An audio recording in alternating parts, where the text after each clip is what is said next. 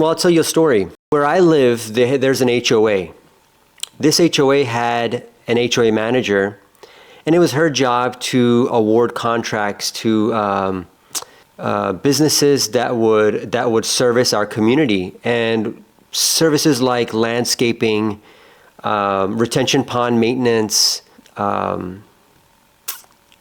construction of our community walls. And this manager would award higher amount of quotes to companies that were giving her a kickback. So let's say, for example, if a landscaping company is saying, hey, we're going to do your guys' landscaping all year round for $1 million.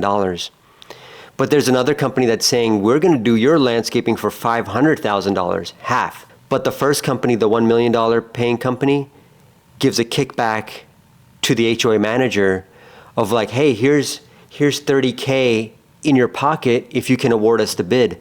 Well, in her best interest would be to award the bid to the $1 million company, but in the community's best interest, it would have been to award the bid to the $500,000 company that's providing the exact same service with nothing less.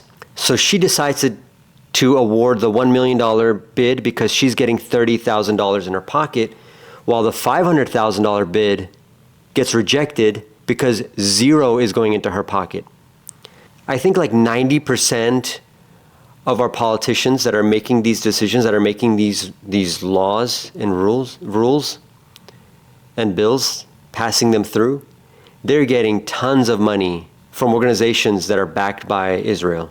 So a foreign government is essentially bribing our politicians to do things like giving better benefits to IDF soldiers than our own soldiers, to making to where Israeli citizens and civilians are going to have free health care. What they do, they're going to have better health care now, and they're going to cut Medicaid in America.